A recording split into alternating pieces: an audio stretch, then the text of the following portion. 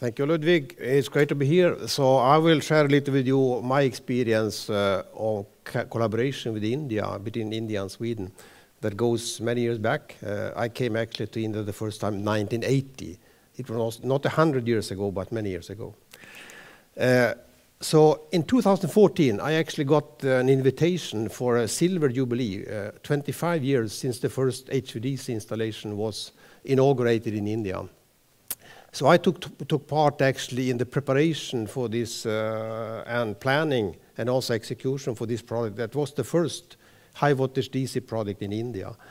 At that time, of course, majority of the work was engineering work and production as well was done in Sweden. But this turned out to be just the start of a very interesting journey. The Indian electricity system in 1980 had some challenges, still has, but at that time the challenges were the usual ones: insufficient capacity and reliability. There were large remote resources available, both with hydro and frankly also with coal. And India had a number of independent grids that could not talk to each other.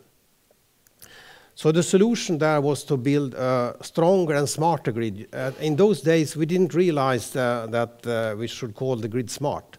But actually today, if you go in literature and look at what is a smart transmission grid, the smartest transmission grid you can find is actually an high voltage DC grid, because there you can control the power flow and you can do a lot of things you cannot do with AC. So the high voltage DC technology was identified as a key element for bringing the energy system, electricity system in India forward. So what has happened during 25 years? Well, I personally was a big part of setting up the first collaborations in India that was both on production, engineering and product execution. So during these years, I mean, gradually India has overtaken the role of leading products, also manufacturing and developing the technology to a next level. But I should also stress that during this year, the collaboration has extended beyond India. Indian engineers have been very, very active in a number of so-called Swedish projects abroad, leading both engineering and commissioning of big plants way outside India, in South America and China, for instance. Today, India's power grid still is regional, but you have a lot of inter-regional grids.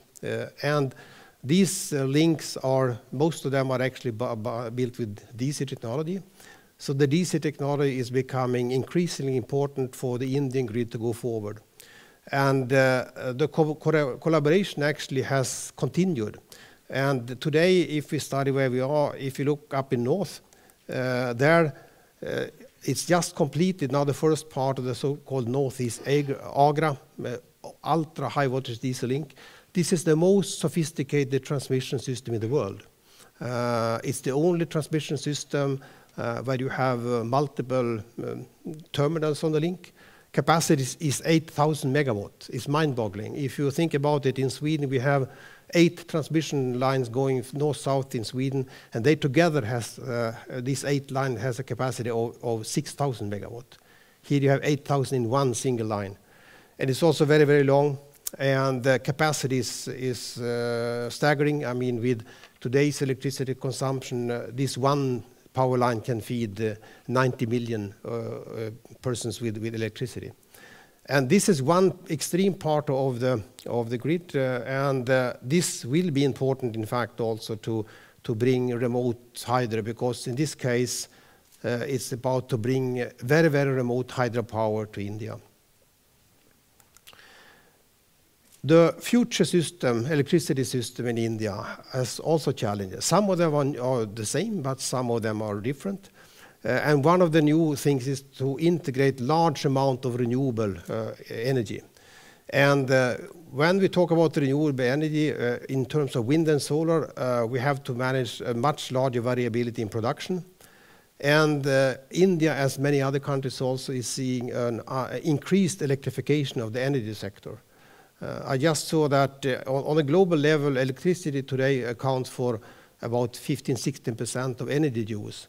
But the expectation is that that percentage will at least double in the next 20–30 years. So solution again is part of the solution is the same, more of the same. That is a stronger and smarter grid, building more diesel links, and that is in the pipeline. But there's a new emerging solution which will become extremely important for India, and not only for India, in fact, for other parts of the world. And that is to start in the other end of the system to build microgrids with local production and storage. Of course, that technology development has greatly made this possible. And so for the new solution, I would say for India, in the past we were thinking only large scale going down. Now increasingly we are thinking to start in the other end, building the grid from bottom and up, including production. So for me, going forward with this collaboration, we should of course build on the excellent cooperation experiences. I mentioned that when we started this journey, we had majority of the engineering was done in Sweden. Today, majority of engineering is done in India. Actually, the high voltage DC in my former company, they have the biggest engineering center in the world. They have in Chennai, and not in Sweden. So we should build on that experience, continue cooperation to build a smart and strong grid. But of course then, and that's the theme for today, to develop a cooperation in microgrids with local production and storage. So the rest of this seminar will deal about this new emerging way to build the energy system. Thank you.